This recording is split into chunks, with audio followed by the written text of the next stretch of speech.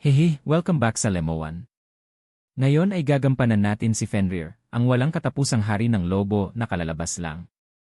Ang pre-order para sa Fenrir na ito ay mas mababa sa 3.5, ngunit ang bilang ng mga bago ay higit sa 4. Iminumungkahi kong maghintay ka ng kaunti pa. Pagkatapos ng lahat, ito ay perpekto at gusto ko ng diskwento. Siyempre, personal kong nararamdaman na ang pangkalahatang kalidad ay napakaganda.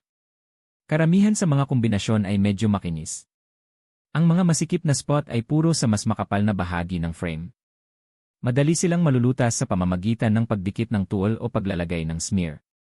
Sa mga tuntunin ng pagmumodelo, ang makapal na mga limbs at mga linya ng kalamnan ay napaka-wild at makapangyarihan, ngunit personal kong nararamdaman na kung ang mga kamay ay maaaring idisenyo sa hugis ng lobo.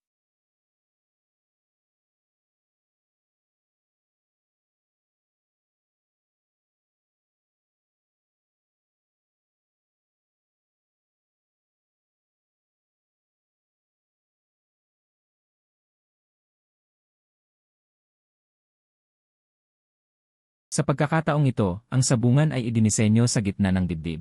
Matapos tanggalin at iladlad, maaari itong gawing estilo ng fighter jet. Ang landing gear ay kasama sa matching kit. Maaaring gamitin upang ipakita ng mag-isa. Isang bagay lang na nagpapakurious sa akin. Mula sa mekanikal na pananaw, idisenyo ang lokasyon ng sabungan dito. Ito ay para mas madaling tumakas o para makaakit ng firepower. Kahit na ano, may gusto akong sabihin para sa driver. Salamat mula sa designer na si Walter Mew.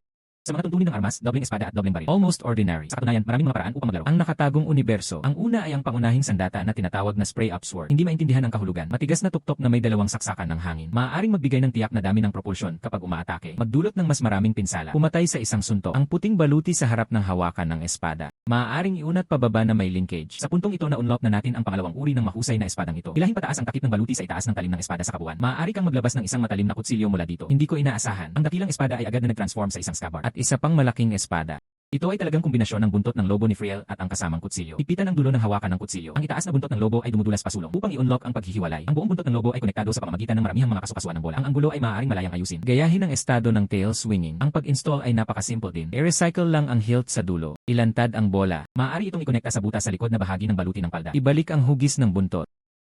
Siyempre, mahalaga din ang original na firepower. Nilagyan ng dalawang compound shotgun. Ang ibang muso ay maaaring hilahin pababa upang palawakin. Ang pagiging buo ay maaaring ihiwalay sa pagpapalakas ng katawan. Ang bombay ay maaaring alisin ng hiwalay. Ang nagpapalakas na bahagi ay umaabot sa buntot ng kamay. Maaari mong kumpletuhin ang pag-unlock at pagpapalit ng magazine. May isang heavy-duty na magazine na nakatago sa ilalim ng hawakan. Can also be disassembled separately. Bilang karagdagan, mayroong dalawang robotic arm sa likod. Ang shotgun ay maaaring itago sa mga gilid nito. Pangharap na dulo na may muso at ang nakatiklop na claw hook ay maaaring iladlad sa pagkakasunod-sunod. Ito ay lubhang kawili-wili upang ibalik ang paglalahad ng estilo ng mechanical na claw. Pangalawa, ang baluti na matatagpuan sa labas ng bisig. Maaari mong bunutin ang sword hair device na nakatago sa loob. Gamitin ang malambot na rubber wire na kasama sa kit at mga kapalit na bahagi. Maaari mong mapagtanto ang eksena ng paglulunsad ng buhok ng espada. Ano na ang pagganap ng hanay ng mga armas na ito? Kontento na ang mga kapatid. Sa wakas, dumaan lang at ilipat ito. Sa personal, sa tingin ko ang pangkalahatang saklaw ay medyo maganda. Ito ay karaniwang nagbibigay kasiyahan sa pang-araw-araw na paglalaro na may malukong mga hugis. Ngunit sa lugar kung saan konektado ang puno ng kahoy at mga paa, nakakaramdam ng kaunting pag-aalog sa panahon ng aktibidad. Mga kapatid, kailangan mong bigyang pansin sa mga tuntunin ng paggamit.